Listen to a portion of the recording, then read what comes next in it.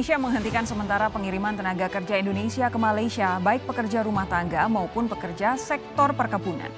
Makan ubi kayu ganti makan nasi. Itu saranan yang di-Petua Dewan Rakyat Tan Sri Johari Abdul sebagai alternatif sementara menunggu bekalan beras putih tempatan BPT selesai. Kuala Lumpur kembali menjadi pusat perhatian, bukan karena prestasi atau perayaan, melainkan karena kepanikan massal yang menyapu ibu kota dan wilayah sekitarnya. Antrean panjang di pasar-pasar tradisional dan pusat distribusi makanan memperlihatkan bagaimana ribuan warga berebut bahan pokok. Minyak goreng, beras, hingga mie instan menjadi barang rebutan, seolah negara sedang menghadapi bencana besar. Namun, bencana ini bukan datang dari alam, melainkan dari kegagalan sistem yang telah lama diabaikan. Malaysia, yang selama ini dikenal sebagai salah satu ekonomi paling stabil di Asia Tenggara, kini sedang menghadapi krisis multidimensi. Krisis tenaga kerja, krisis pangan, dan krisis kepercayaan publik bersatu menjadi badai besar yang mengguncang negeri jiran. Saudara, Indonesia menghentikan sementara pengiriman tenaga kerja Indonesia ke Malaysia, baik pekerja rumah tangga maupun pekerja sektor perkebunan. Kementerian Luar Negeri Indonesia menyebut keputusan ini akibat Malaysia melanggar nota kesepahaman. Makan ubi kayu ganti makan nasi. Itu saranan yang di-Petua Dewan Rakyat Tan Sri Johari Abdul sebagai alternatif sementara menunggu bekalan beras putih tempatan BPT selesai. Penurunan. Yang keduanya saya rasa rakyat Malaysia juga harus melihat alternatif. Kalau beras itu menjadi isu, apa tujuan beras kita makan? Tujuannya adalah untuk dapatkan karbohidrat, supply karbohidrat. Saya merasakan bahawa ada tak alternatif karbohidrat lain sementara isu beras yang dapat kita ni. Contohnya saya pernah berbincang dengan beberapa MP dari Sarawak. Banyak MP Sarawak yang menanam ubi kayu, tahu tak? Di ubi kayu ini digunakan untuk suplemen sebab ubi kayu ni khasiat dia memang hebat. Dan dia kalau bandingkan dengan syugar yang ada dalam beras, ubi kayu ni jauh lebih. Negara yang dulunya menjadi contoh sukses pembangunan berbasis ekspor kini tengah goyah oleh kegagalan internal dalam mengelola sektor-sektor vital. Semua ini bermula sejak pandemi COVID-19 melanda dunia. Malaysia, seperti banyak negara lain, menerapkan kebijakan lockdown dan menutup perbatasannya. Ratusan ribu tenaga kerja asing yang selama ini menjadi tulang punggung di sektor perkebunan, konstruksi dan manufaktur, terpaksa pulang ke negara asal mereka. Ketika pandemi mulai mereda, Malaysia berharap roda ekonomi segera berputar kembali. Namun harapan itu bertepuk sebelah tangan.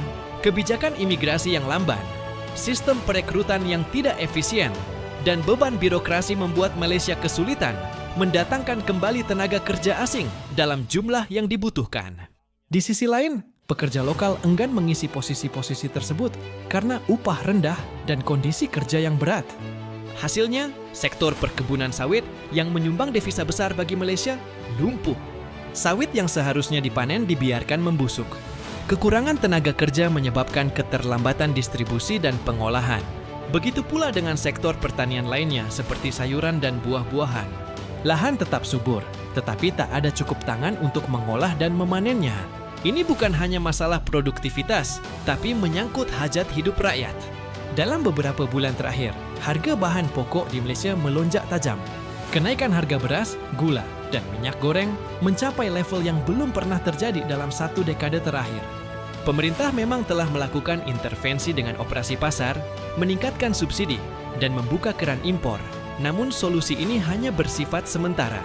Puncak kepanikan terjadi ketika laporan media menyebutkan beberapa wilayah, terutama di Sabah dan Sarawak, mengalami kekosongan stok beras selama beberapa hari.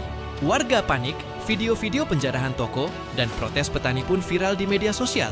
Tagar "Rakyat Lapar" menjadi trending topik, mencerminkan keresahan masyarakat yang semakin meluas. Kondisi ini juga menimbulkan ketegangan politik di dalam negeri. Oposisi menuding pemerintah gagal mengelola krisis secara terencana. Beberapa menteri terkait dipanggil parlemen untuk memberi penjelasan. Namun jawaban yang diberikan justru semakin menimbulkan kegelisahan publik. Dalam situasi seperti ini, kepercayaan terhadap pemerintah mulai tergerus. Secara geopolitik, krisis di Malaysia bukanlah peristiwa yang berdiri sendiri. Negara ini merupakan mitra dagang utama bagi Indonesia, Singapura, Tiongkok, dan berbagai negara lain di kawasan Asia Pasifik. Selat Malaka sebagai jalur pelayaran strategis pun terpengaruh oleh ketidakstabilan logistik dan distribusi barang di Malaysia. Dari sisi ekonomi, Malaysia sedang menghadapi konsekuensi dari model pembangunan yang terlalu bergantung pada ekspor komoditas primer dan tenaga kerja murah. Ketergantungan yang dulu dianggap efisien kini menjadi titik rapuh yang membuka celah krisis. Kurangnya insentif untuk pekerja lokal, lemahnya mekanisasi pertanian, serta rendahnya investasi di sektor pangan membuat negeri ini mudah terguncang oleh gangguan eksternal. Sementara itu, Indonesia sebagai tetangga terdekat juga merasakan dampaknya. Ribuan calon tenaga kerja migran yang seharusnya berangkat ke Malaysia kini tertahan, menunggu kepastian regulasi dan stabilitas. Beberapa sektor seperti ekspor sayuran dan makanan olahan dari Indonesia mulai menunjukkan peningkatan permintaan dari pasar Malaysia. Namun tantangan logistik dan hambatan perdagangan masih menjadi kendala utama. Krisis ini juga menjadi sorotan dunia internasional. Investor asing mulai mempertimbangkan ulang rencana ekspansi bisnis di Malaysia.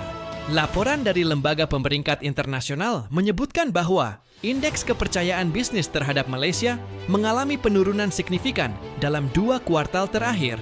Negara-negara seperti India dan Vietnam mulai mengambil peluang untuk menggantikan posisi Malaysia sebagai mitra dagang utama di kawasan.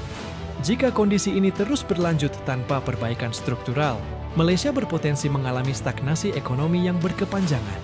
Dalam skenario terburuk, ketidakpuasan publik bisa menjalar menjadi gelombang protes sosial yang lebih luas, menimbulkan instabilitas politik, bahkan membuka peluang intervensi elit-elit politik dengan kepentingan pribadi.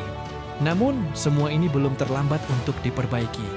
Para pakar menyarankan agar Malaysia segera melakukan reformasi kebijakan tenaga kerja. Ini mencakup peningkatan upah minimum, insentif untuk pekerja lokal, serta penyederhanaan sistem rekrutmen tenaga kerja asing.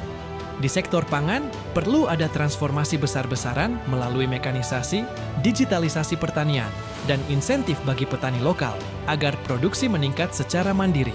Pemerintah Malaysia juga bisa memaksimalkan peran ASEAN untuk menciptakan kerjasama kawasan dalam menjaga ketahanan pangan.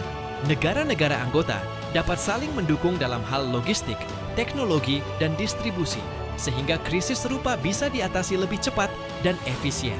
Bagi Indonesia, kejadian ini menjadi alarm keras bahwa ketahanan nasional tidak bisa hanya mengandalkan ekspor dan subsidi. Perlu perencanaan jangka panjang berbasis data, investasi di sektor pertanian, serta penguatan rantai pasok domestik agar tidak mudah terguncang saat krisis global melanda.